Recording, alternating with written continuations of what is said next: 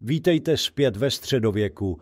První půlku, raný středověk, jsme zvládli v předchozím videu a teď se posuneme dál do druhé půlky takzvaného pozdního středověku. Píše se rok 1000 až 1500 a čekají nás rytíři, hrady, mor, inkvizice, války, popravy, operace bez umrtvení, šílené hygienické podmínky a také spousta jídla, které by vás dnes přivedlo na pohotovost.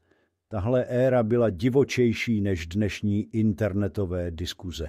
Takže pohodlně se usaďte, zapomeňte na deodorant a představte si, že žijete v době, kdy koupel byla luxus a v uvozovkách lékař vám proti bolesti hlavy přikládal na kůži pijavice. Žádný paralen, na ten zapomeňte. Tak jo, vrhneme se na to jako kat na kacíře.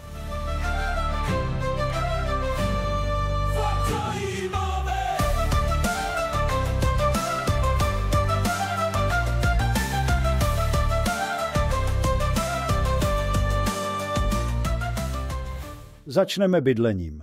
Máme hrady a města. Už konečně nežijeme v polozemnici. Raný středověk byl ve znamení vesniček s dřevěnými chatrčemi, ale teď už se stavělo pořádně. Hrady rostly jako houby po dešti a města se rozrůstala. Kamenné domy už nebyly jen pro krále a církev, ale i pro bohatší měšťany. Pro představu, malé město mělo 1000 až 5000 obyvatel a desítky až stovky domů. Vesnice, malá vesnice mohla mít 10 až 20 domů, větší až 100 domů. Města nad 10 000 obyvatel byla ve střední Evropě už velká a vzácná. Například Praha, Norimberk nebo Krakov. Města měla hradby, vesnice ne. To znamenalo, že ve městech bylo bezpečněji, ale zároveň víc lidí na malém prostoru. To se rovná špíně, nemoci, hluku, zápachu. Každé větší město mělo obranné hradby, protože loupeživí rytíři a banditi byli běžnou součástí života. Představte si, že jdete z práce domů a musíte projít minovým polem z loupežníků a žoldáků, kteří vás chtějí okrást, píchnout mezi žebra a vaši ženu chtějí píchnout taky, tu ale trochu jinak. A když jste chtěli do města, museli jste zaplatit daň u brány. Jejich účelem bylo zajištění financí pro městskou správu, údržbu hradeb, ale také regulace trhu. Obyvatelé města většinou nemuseli platit za vstup, měli takzvané městské právo, které je osvobozovalo od některých poplatků. Cizinci a venkované ale platili mýto nebo vstupní clo hlavně tehdy, pokud přinášeli zboží na trh. Kupci platili mnohem vyšší poplatky, které se odvíjely od hodnoty jejich nákladu. Takže kdybyste tam přivezli 2000 balíčků stemu, platili byste asi tak nic, protože hodnota toho plastového bordelu by byla tak 2 groše. Poutníci, studenti, duchovní obvykle měli výjimky nebo platili jen symbolickou částku. Vojáci, žoldnéři museli často nejen platit, ale někdy je do města vůbec nepustili kvůli bezpečnosti. U městských bran stáli výběrčí poplatků, často to byli buď městští úředníci, nebo lidé, kteří si právo výběru pronajali od městské rady, protože to byl dobrý biznis. Měli speciální tarify podle druhu zboží. Například za vstup do města s povozem se mohla platit daň odvozená od počtu kol nebo nákladu. Za každou krávu, ovci či prase vstupující do města se vybíralo takzvané dobytčí clo. Za velké balíky textilu, koření nebo kovu se platilo mnohem víc než třeba za pytel pšenice. A co když jste nechtěli zaplatit? To nebyl nejlepší nápad. Pokusit se projít bez zaplacení se mohlo krutě nevyplatit. Často to znamenalo zabavení zboží nebo i vězení. Pokud někdo použil tajnou stezku kolem hradeb, riskoval useknutí ruky nebo veřejné pranýřování. Existovaly i úplatky, kdy si někteří obchodníci domlouvali s výběrčími nižší sazbu.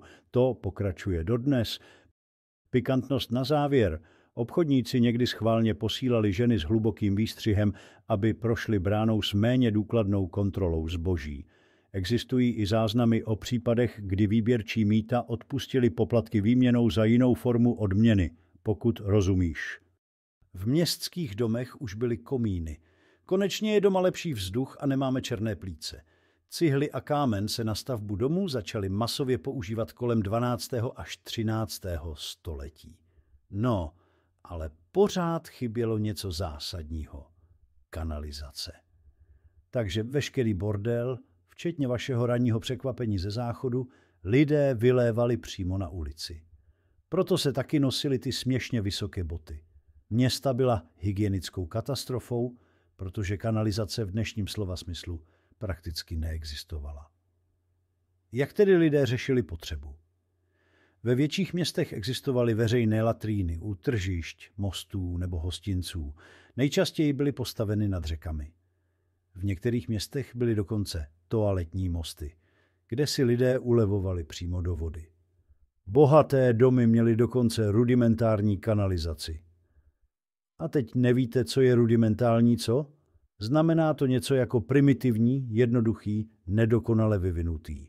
Třeba jako naše slepé střevo. Bohatší měšťané měli privátní latríny na dvorech nebo v přístavcích svých domů. Latríny bývaly napojené na žumpy nebo rovnou do uliček mezi domy.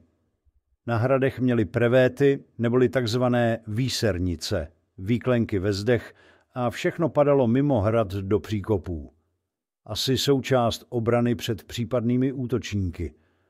Pokud se někomu nechtělo do veřejné latríny, měl v domě nočník, keramický nebo dřevěný, který se ráno vylil z okna na ulici.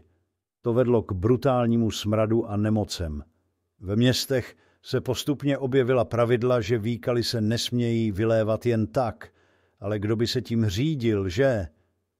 Na vesnicích to bylo klidnější, ale stále hnusné. Chudí sedláci měli často takové přírodní kadibudky. Jednoduše si zašli na hnojiště vedle domu. Bohatší vesničané měli jednoduché kadibudky často nad jámou, kterou občas zasypali hlínou a vykopali novou. Každopádně ohledně tématu vyprazňování je toho hodně, jako třeba čím se utírali nebo jak řešili dámy své potřeby, když krvácení bylo vnímáno jako nečisté. To si necháme na další video. Pěkně do detailu. Teď jdeme zase o dům dál. Rytíři, války a křižácké vejpravy. Druhá půlka středověku byla plná bitev. Každý král měl pocit, že musí nutně někoho dobít nebo zmasakrovat. Feudálové bojovali mezi sebou, králové válčili o trůny a církev měla vlastní válečné eventy. Říkalo se tomu křížové výpravy. Křížové výpravy to byly takové boží DLC pro válečníky. Kdo neví, co je DLC, tak není správný gamer. Začali kolem roku 1095, kdy papež řekl, hej, co kdybychom místo zabíjení mezi sebou zabíjeli jinde? A tak se zrodily křižácké výpravy. Cílem bylo dobít svatou zemi, dnešní Izrael a Palestina, ale většinou to skončilo tím, že křižáci rabovali, zabíjeli každého, kdo jim přišel do cesty a občas se pohádali mezi sebou tak moc, že se porazili navzájem. Ale kdo by jim to měl za zlé? Válečná turistika byla oblíbenou kratochvílí tehdejších rytířů. A když už jsme u těch rytířů, být rytířem nebylo jen o mlácení mečem. Správný rytíř měl být odvážný, čestný, udatný a loajální. To znělo dobře, ale realita? Mnozí byli spíš bezohlední, chamtiví a brutální. Rytířské turnaje se staly velkým hitem. Byly to jakési středověké sportovní zápasy, kde se borci mlátili do bezvědomí, aby si vydobili slávu a respekt a někdy i ruku nějaké slečny. Ale pozor, turnaje byly nebezpečné. Někteří rytíři při nich přišli o život. Dnes si profíci v UFC zlomí nos a jdou domů. Ve středověku se často nešlo domů vůbec. Víte o tom, že rytířem se můžete stát i dnes bez prdele. Oslovili mě z obrazkrale.cz, že prý umí nějaká kouzla a z každého dnešního sedláka i měšťana zvládnou udělat krále, královnu nebo třeba i rytíře. To jsem teda čuměl. Odkaz bude v popisku, tak se mrkněte. Mimo jiné se začaly používat i kuše. Kuše byla silnější, ale pomalejší. Byla tak smrtící, že ji církev na chvíli zakázala, ale nikdo to nedodržoval. Nejlepší luky byly anglické dlouhé, ze 14. až 15. století dokázali prostřelit i brnění. Střelný prach do Evropy dorazil ve 13. století. Ve 14. století byla první děla, účinná proti hradbám. Pistole? První palné ruční zbraně byly až v 15. století. arkebuzy. Co však tehdejší lidé nedokázali ani pomocí střelného prachu, je bránit se černé smrti, což je středověká verze apokalypsy. Morová epidemie v letech 1347 až 1351 byla něco, co byste rozhodně nechtěli zažít. Černá smrt zabila třetinu Evropy během pár let. Představte si, že jdete do města a každý třetí člověk, kterého potkáte, bude do týdne mrtvý. A nebylo to jen tak, že by ti lidé tiše odešli. Měli tělo pokryté obřími černými boulemi, horečka, kašel, zvracení a pak smrt, všude sténání nemocných, neutišitelný kašel a pláč rodičů, kteří přišli o své děti. A léčba? Pouštění žilou, pálení síry, modlitby. Pokud jste to přežili, znamenalo to dvě věci. Že jste měli štěstí, nebo si vás mor nechal na příští kolo. Mrkneme se na lidská práva. Ta neexistují, za to inkvizice? Ta rozhodně existuje. Když jste měli jiný názor než církev, měli jste problém. Inkvizice vás mohla označit za kacíře, čarodějnici nebo posedlého ďáblem. Metody přesvědčování, že jste se mýlili? Upalování, mučení nebo třeba středověký waterboarding. A hádejte co? Pokud jste se pod mučením přiznali, byli jste vinni. Pokud ne, mučili vás dál, dokud jste se nepřiznali. Tomu říkám férový soudní proces. Co dobrého se ve středověku jedlo? Pokud jste byli chudí, měli jste chleba, kaši a občas zelí. Pokud jste byli bohatí, mohli jste si dovolit maso, sýry a exotické koření. Každé město mělo tržiště. Ve větších městech se trhy konaly pravidelně, někdy i denně, v menších jen v určité dny. Vesnice neměly tržiště, ale měly výroční trhy, kde si lidé mohli koupit a prodat věci. Ve městech byly specializované čtvrti nebo ulice, jakože řezníci, pekaři, kováři a tak dále. A co pití? Pivo. Pořád hlavní nápoj, protože voda byla nepitná. Víno. Pokud jste byli v jižní Evropě, měli jste víno místo piva. Voda? Pokud jste pili vodu, tak jste buď bydleli u čistého pramene, nebo jste si kopali vlastní hrob. Teď vám řeknu pár zajímavostí. Některé z nich poté rozvedu v dalších videích. Klidně mi napište do komentářů, jaké téma byste chtěli detailně. Jdeme na to. Každá žena měla 6 až 10 dětí. Polovina dětí stále umírala před 5. rokem. Ženy často umíraly při porodu. Ta úmrtí už dnes naštěstí nejsou, za to buďme opravdu rádi. Tak dělejte více dětí, směle do toho.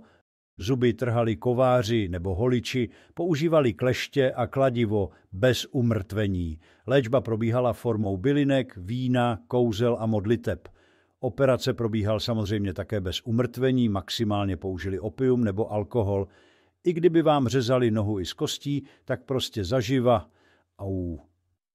Další zajímavostí možná pro někoho bude, alespoň pro představu. Elektřina nebyla, auta nebyla, Wi-Fi nebyla. Svítilo se olejovými lampami a svíčkami. Ale ty byly drahé, takže raději ničím. Bordely byly stejně běžné jako pekárny. Oficiálně byly zakázané, neoficiálně prosperovaly pod ochranou městských rad. Církev s nimi bojovala, ale jelikož i někteří biskupové byli jejich pravidelnými zákazníky, boj nebyl moc efektivní. Zábava byla ve formě hostin, turnajů, kejklířů a hazardu, ne automaty. Elektřinu neměli, pamatuješ? Myslel jsem třeba kostky, sázky a tak dále. Byl tedy pozdější středověk lepší než raný? Ano i ne. Už byla města, hrady, obchod a lepší životní podmínky pro elitu, ale války, mor, inkvizice a neustále nebezpečí znamenaly, že život byl pořád krutý a krátký. A teď, když už víte, jak to chodilo, můžete jít a vážit si svého Netflixu a ústředního topení. Napište mi do komentářů, co se vám na tomto videu líbilo a co ne. Jednoho z komentujících vyberu a zmíním ho v dalším videu, tak pište.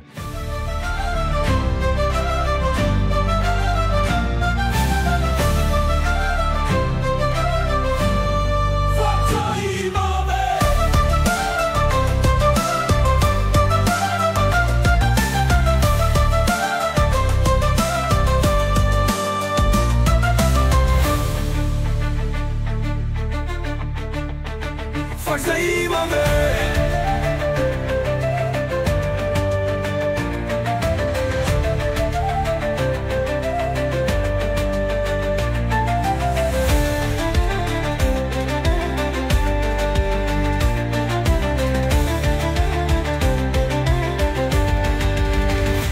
zajímavé.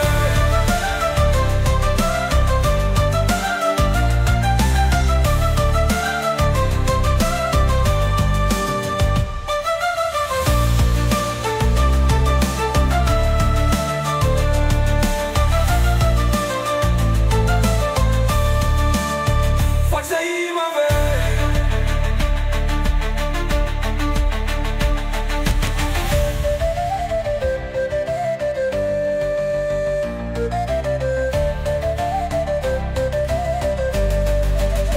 Fakt zajímavé, fakt zajímavé, fakt zajímavé, fakt zajímavé, fakt zajímavé, fakt zajímavé, fakt zajímavé, fakt zajímavé, fakt zajímavé, fakt zajímavé.